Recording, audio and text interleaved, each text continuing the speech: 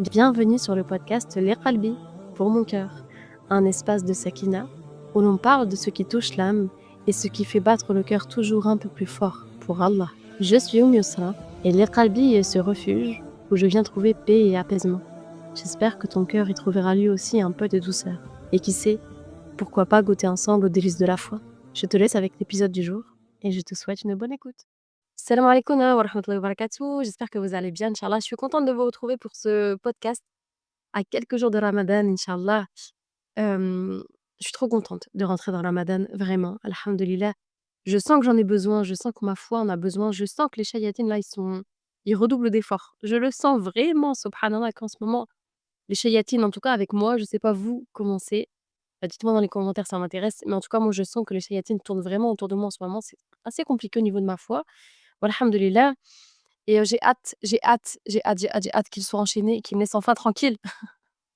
Alhamdulillah. Donc Ramadan, c'est dans quelques jours et du coup, je me suis dit que j'allais, parler de Ramadan et surtout de mon rapport, de mon cheminement, moi, avec Ramadan parce que c'est comme ça que j'ai connu, l'islam. Je peux pas vraiment dire l'islam, mais vous allez comprendre, inch'Allah. En tout cas, c'est comme ça, que j'ai fait mon premier pas dans l'islam, même si j'avais pas vraiment encore conscience, à l'époque que c'était l'islam. Subhanallah. Mais pour vous raconter tout ça, on va remonter un tout petit peu en arrière, à mon enfance. Hem, Enfance très compliquée, très chaotique, alhamdulillah.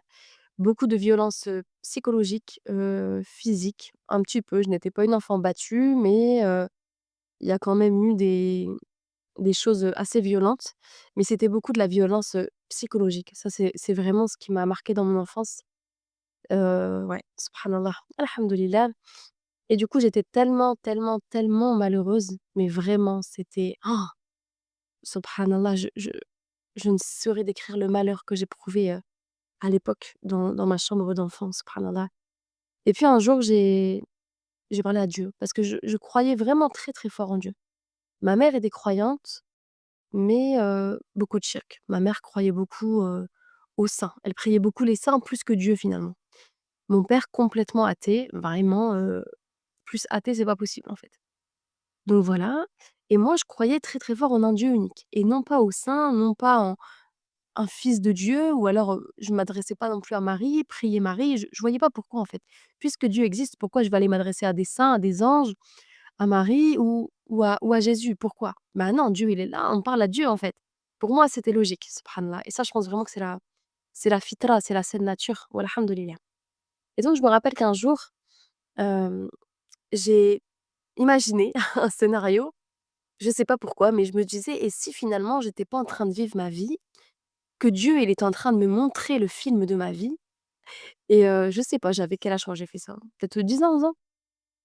Et et je m'imaginais dire à Dieu: «Ben, tu vois Dieu, si là tu me montres le film de ma vie, même si mon avenir plus tard il est extraordinaire, même si ma vie d'adulte elle sera incroyable et je serai la plus heureuse, bah, juste pour pas revivre ça, bah, moi je te dis Dieu, je veux pas vivre. Je veux pas venir sur cette terre. Je préfère ne jamais avoir existé que de vivre ça». Là, je vous le dis, je suis assez émue, subhanallah, j'en parle pas souvent et j'y repense pas non plus tous les 4 matins, hein, forcément. Et le malheur qui habitait mon cœur, il était vraiment palpable à l'époque. J'étais vraiment très, très malheureuse, subhanallah, parce que, bah, mes parents étaient séparés. Bon, ça en soi, j'ai envie de dire, c'est comme la majorité, malheureusement maintenant, beaucoup de parents sont divorcés, donc c'est pas ça qui m'a rendue malheureuse, pas du tout. Mais c'était juste que donc j'habitais chez ma mère et ma mère était très malade psychologiquement. Elle avait une maladie, voilà, psychique. Vous rajoutez à ça l'alcoolisme, vous rajoutez à ça la dépression sévère, vous rajoutez à ça, les pensées suicidaires et puis pas que les pensées, les passages à l'acte devant moi, donc devant moi, donc elle faisait des tentatives de suicide devant moi. Elle a aussi tenté de mettre fin, à ses jours, hem de mettre d'abord fin, pardon, à mes jours avant de mettre fin aux siens. Voilà, c'était très compliqué, beaucoup de chantage au suicide, beaucoup de: «Ouais, peut-être que tu vas pas me revoir quand tu vas rentrer de l'école parce que je serai morte», et quand j'allais faire Noël chez mon père, parce que je suis convertie, donc forcément je faisais Noël quand j'étais petite, elle me faisait toujours du chantage: «Et ben, toi, tu vas être heureuse et moi, ben, je vais passer Noël toute seule, bah, ça sert à rien, tu vas pas penser à moi, je vais me suicider». Voilà, en gros, toute mon enfance, ça a été un chantage au suicide permanent.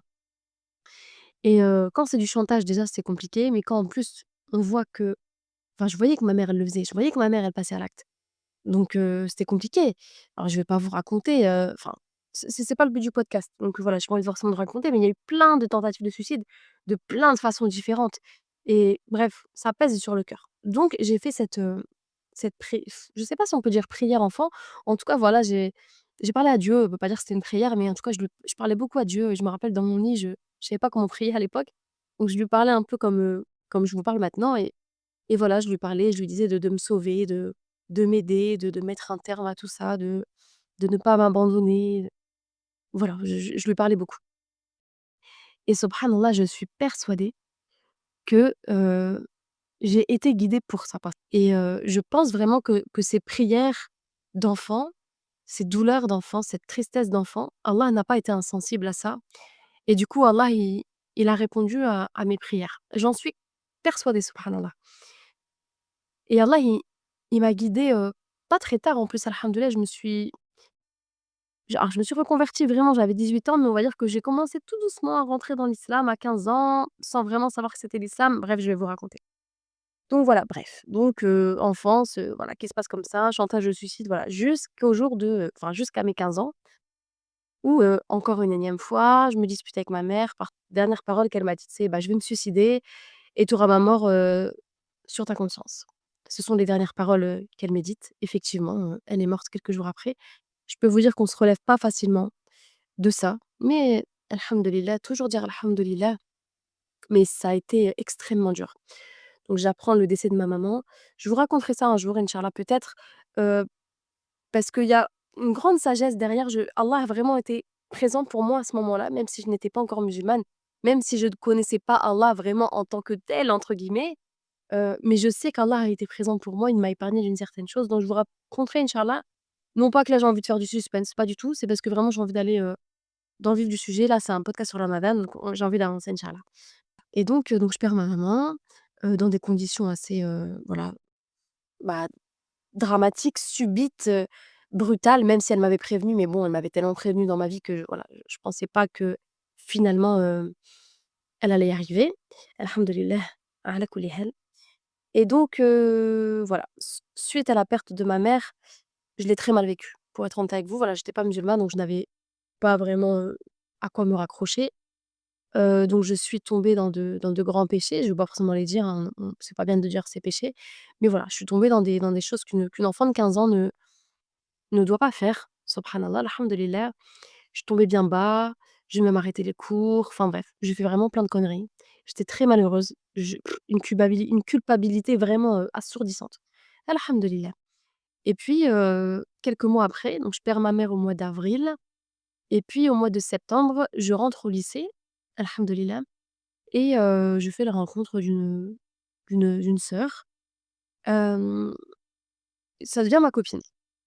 On ne parle jamais d'islam. Vraiment, voilà, elle parle pas tout le temps d'islam, surtout avec moi, hein. Je suis pas musulmane, donc elle a pas vraiment intérêt, je m'y intéresse pas, donc bon, elle en parle peut-être avec les autres, en tout cas, enfin bref, moi je sais pas et puis un jour, elle me dit: «Bah, demain c'est le ramadan et cetera» et je lui dis: «Ah ouais, bah, c'est quoi le ramadan?»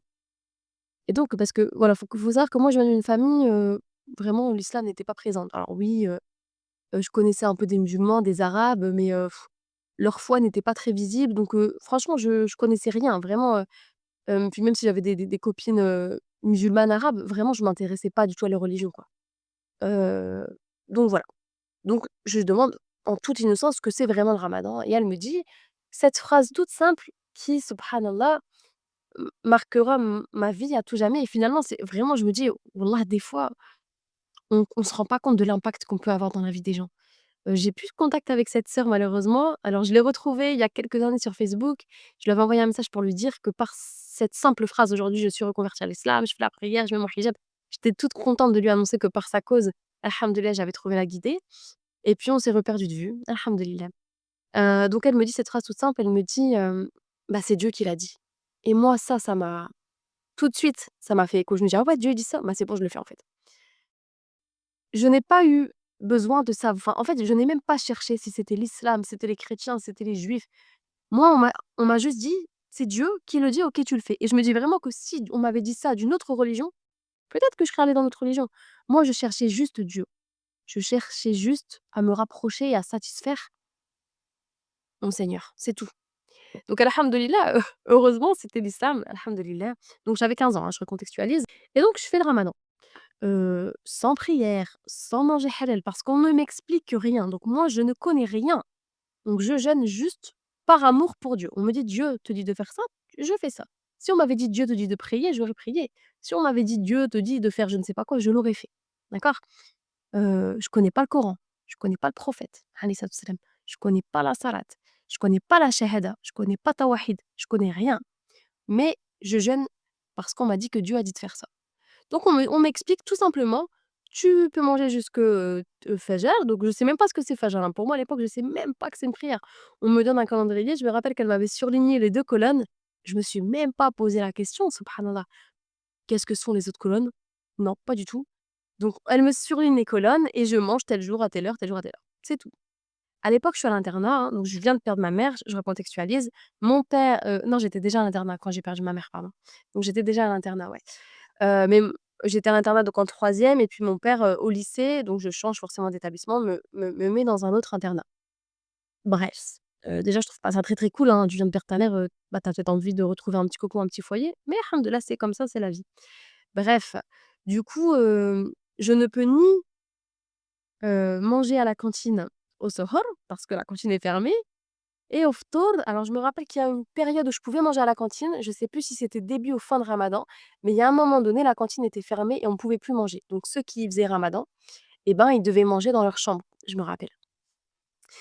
Et donc bah, je vais manger comme ça pendant un mois. Alors sauf le week-end où je rentrais chez ma grand-mère, où je pouvais me faire des petits repas, mais bon, c'était vite fait, quoi.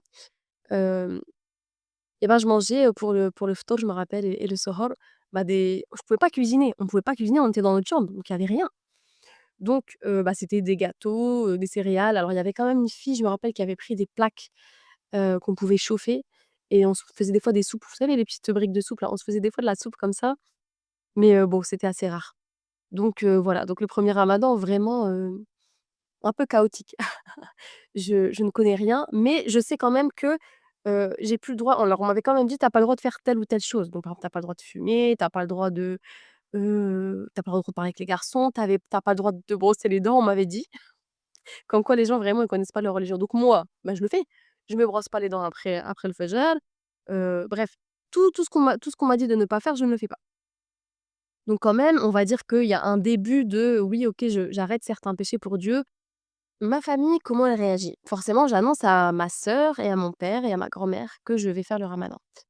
Ma grand-mère, elle était très, donc ma grand-mère qui s'est convertie d'ailleurs, à l'islam, Allah yarhamha, donc qui s'est convertie, il y a bien, bien, bien après, hein. Hem, Elle a réagi pas trop mal, bon, elle était très tolérante, donc alhamdoulilah. Ma sœur a très mal réagi, bref, je pense qu'elle m'a un peu incendiée, un peu rabaissée, un peu: «Ouais, de toute façon, tu fais ça pour, je sais plus, pour, je pense pour faire comme les autres, ça va pas durer, ça va pas tenir, bref, il m'avait beaucoup dénigrée et puis mon père, mon père avait pété un câble total et d'ailleurs une partie de ma famille ne m'a plus parlé depuis ce jour. Donc depuis le jour où j'ai fait le ramadan, donc en 2006, c'était en 2006 et bien, certaines personnes je n'ai pas reparlé à certaines personnes de ma famille. Je n'étais même pas encore convertie. Enfin, pour eux, oui, du coup, je sais pas, mais en tout cas, moi, je voulais juste je cherchais juste Dieu, en fait. Je faisais rien de mal. Je faisais rien de mal, juste je cherchais Dieu, subhanallah. Mais bref, ils ne l'ont pas compris.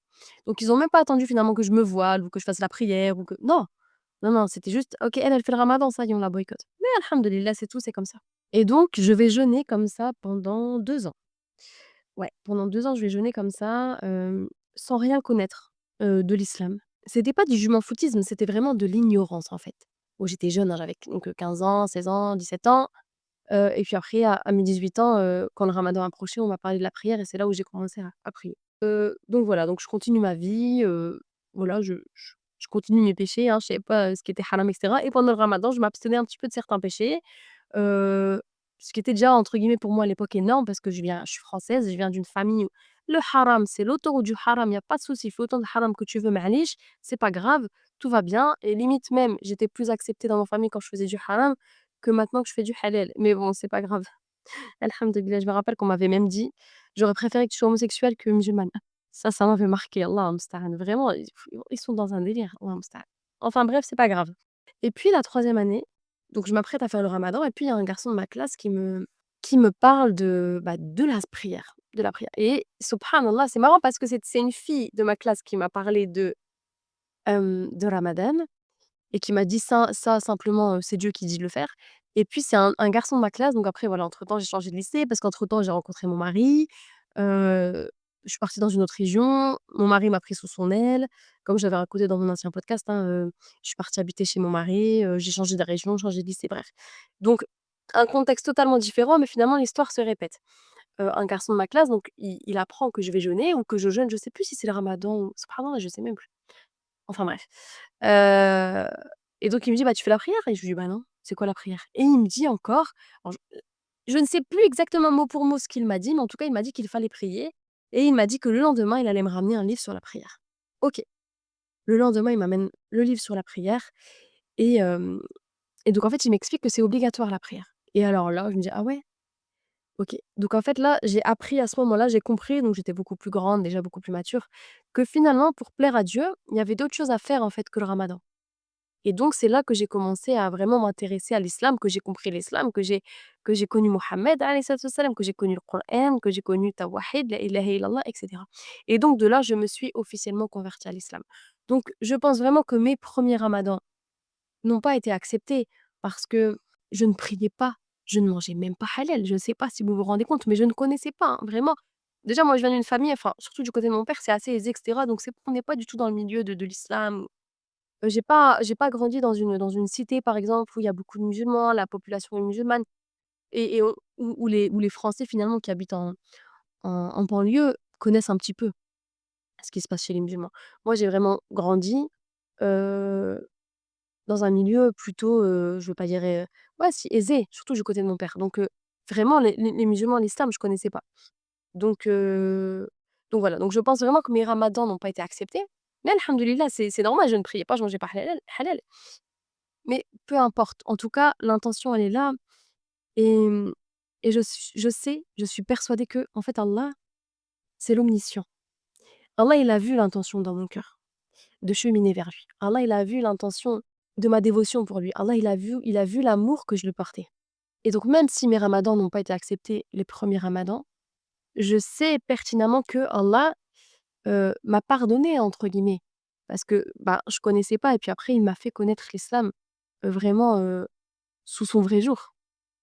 Et ça me fait penser à un hadith qui est rapporté par Abu Huraira, qu'Allah l'agrée, le prophète alayhi salatu wassalam a dit: «Celui qui gêne le mois de Ramadan avec foi et en espérant la récompense, ses péchés passés lui seront pardonnés».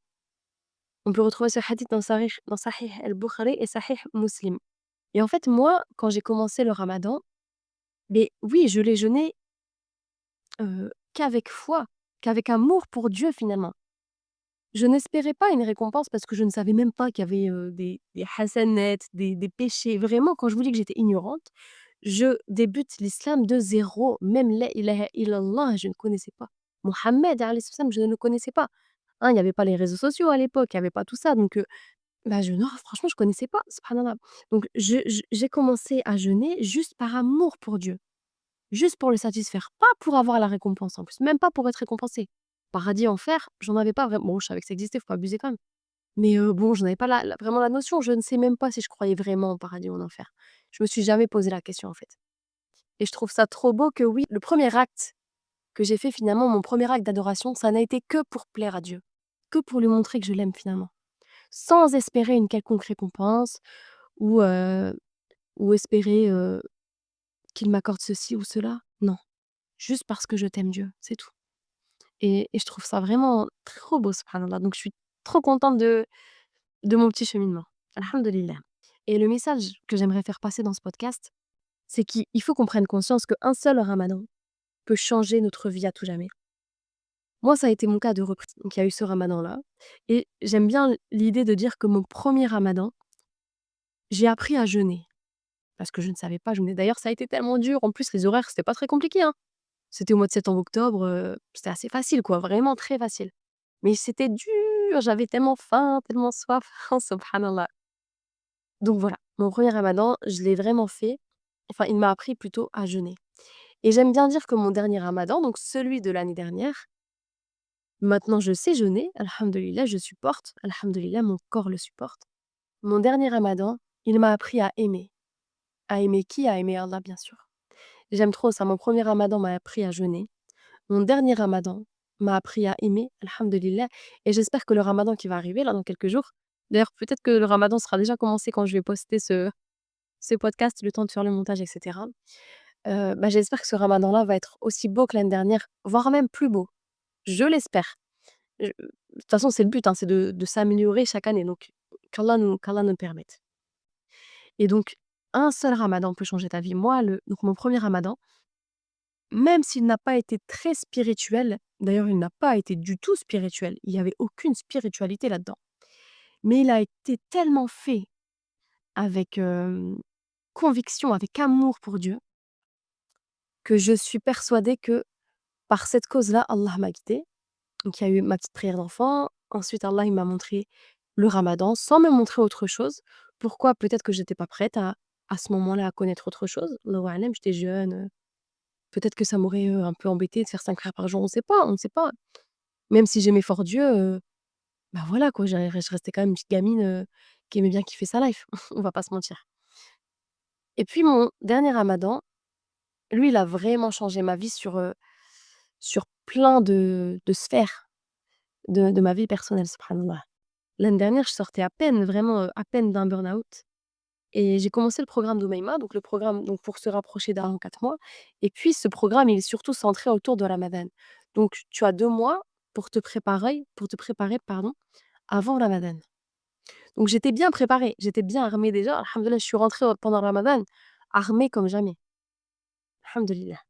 Et surtout, il y a un exercice qui m'a bouleversée juste avant Ramadan, c'est, d'écrire en fait à la moi du futur. Donc à la moi donc de celle que je veux devenir, mais surtout à celle que je ne veux pas devenir. Et en fait, ce qui est dramatique, c'est qu'en écrivant à la moi de celle que je ne veux, c'est surtout ça qui m'a bouleversée, hein.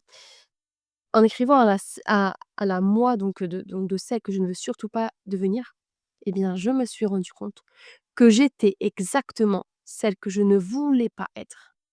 Mais vraiment, c'était terrorisant et que si je continuais comme ça, j'allais, j'allais finir, très mal, en fait, subhanallah.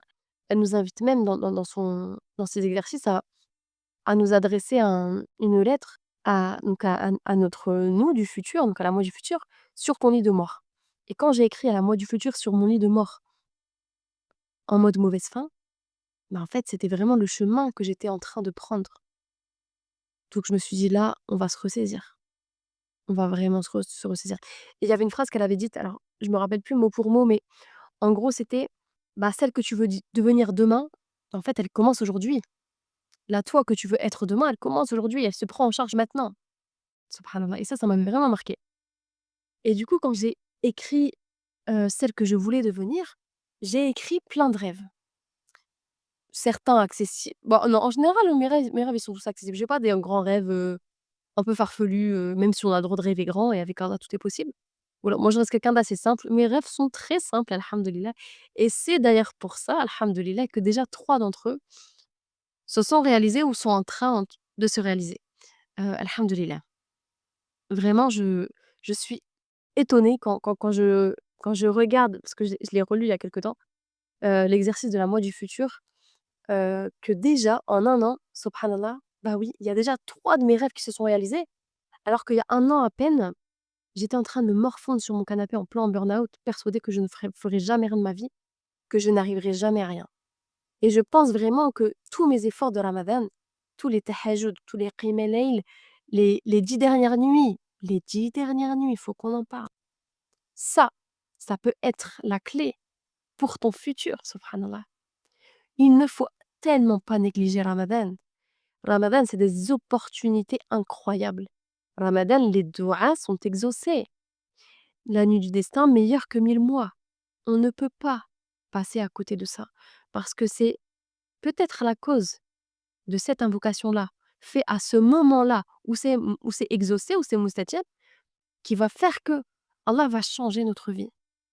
Et ça, j'en suis convaincue, j'ai tellement passé un ramadan exceptionnel l'année dernière, j'ai fait tellement d'invocations, subhanallah, que oui, aujourd'hui, Allah a exaucé certaines de mes invocations, dont des invocations, hem, qui est enfin, des rêves, on va dire, qui étaient dans ma tête depuis plus de 15 ans.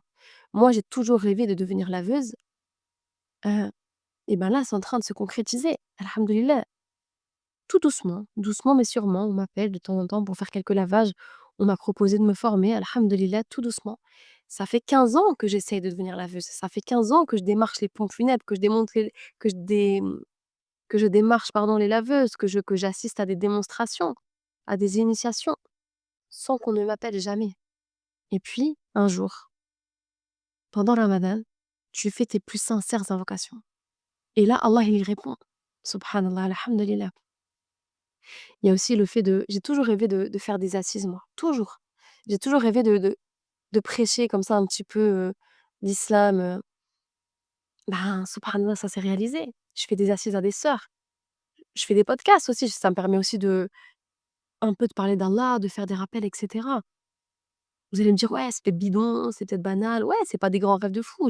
J'ai pas des rêves très, très compliqués, alhamdoulilah. Et d'autres, oui, j'ai des rêves un petit peu, voilà, j'aimerais bien faire la hijra et cetera. Ça demande un petit peu plus d'organisation tout ça. Mais en tout cas, ouais, il y a 3 de mes rêves qui sont en train de qui se sont et d'autres qui sont en train de se réaliser et je trouve ça incroyable, alhamdoulilah. Donc vraiment, ne pas passer à côté de notre ramadan. Vraiment moi, le ramadan, j'en suis persuadée, c'est ce qui a changé ma vie l'année dernière. Et puis c'est aussi l'année dernière que j'ai commencé les podcasts. Alors pas Ali Qalbi, j'ai commencé avec un autre podcast, que je faisais avec une sœur. On a arrêté parce que ça nous convenait plus, on a préféré, faire chacune de notre côté. Mais je n'oublie pas que c'est pendant Ramadan qu'est né, hem, mon premier podcast et c'est ça qui m'a mis entre guillemets, le pied à l'étrier. C'est pendant Ramadan. Alhamdoulilah. Pendant Ramadan, l'année dernière, il y a eu plein de choses. Pendant Ramadan, c'est là où j'ai appris les noms d'Allah. Les noms d'Allah qui ont transformé ma relation avec Allah, qui ont transformé ma foi. C'est pour ça aussi que j'aime bien dire que mon premier ramadan m'a appris à jeûner, mon dernier ramadan m'a appris à aimer. Oui, j'ai appris vraiment à connaître et à aimer Allah l'année dernière, pendant Ramadan. Le prophète alayhi salatu wassalam a dit: 3 invocations ne sont pas rejetées, les invocations des parents, celle du jeûneur lorsqu'il rompt son jeûne et celle du voyageur. Rapportée par Tirmidhi.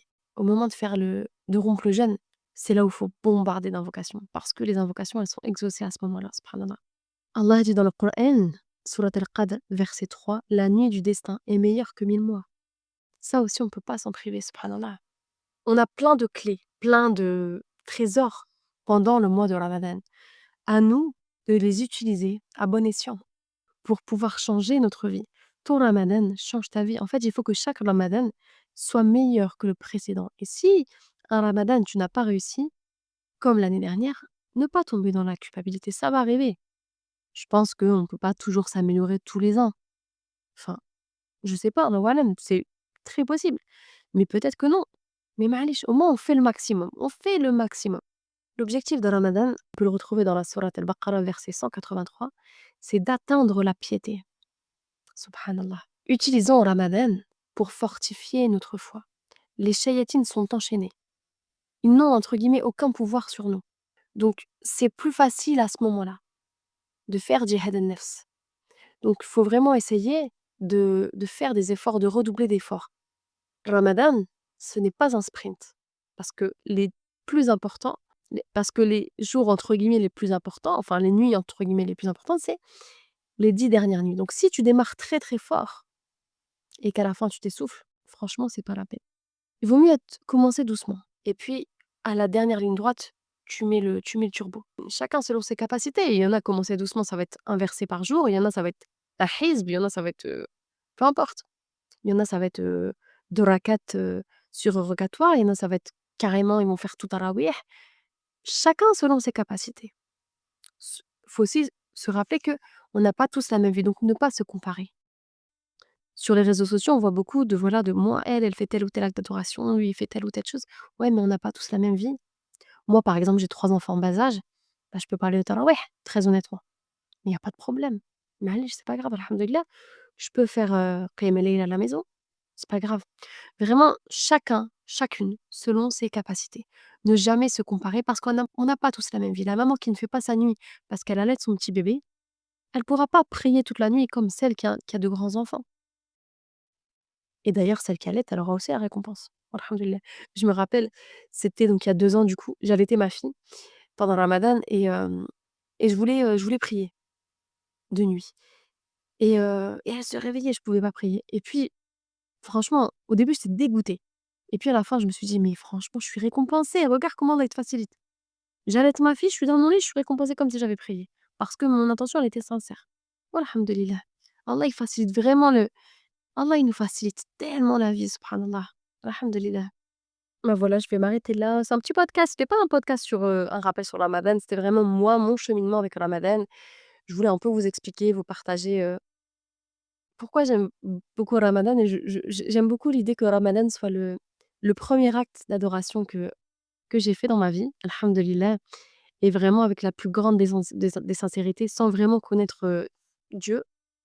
Je savais malgré tout quand même qu'il existait et j'ai décidé de faire, ce qu'il nous demandait donc de jeûner parce qu'à l'époque, c'était tout ce que je savais, de Dieu, qui nous demandait juste de jeûner.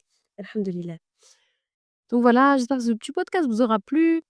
Je vous souhaite un très, très bon ramadan. Qu'Allah subhanahu wa ta'ala nous permette à toutes et à tous d'atteindre la piété, comme il nous est demandé dans Sourate al-Baqarah.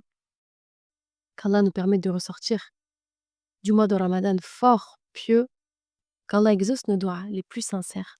Mon petit conseil aussi, c'est de vraiment noter vos invocations les plus précieuses, les plus sincères et les plus banales finalement, pour ne rien oublier. Comme ça, quand quand vous avez fini votre prière ou lors de la nuit du destin ou au moment de la rupture du jeûne, des fois on n'a pas le temps: «Ah qu'est-ce que je dois dire? Je me rappelle plus». Tu prends ta petite liste d'invocations et hop, hop, hop, tu et tu dis les invocations. C'est Oumaima qui nous avait conseillé ça et j'aime trop ce petit conseil parce que des fois on oublie et moi pendant le mois de ramadan, je n'ai pas envie d'oublier une seule invocation.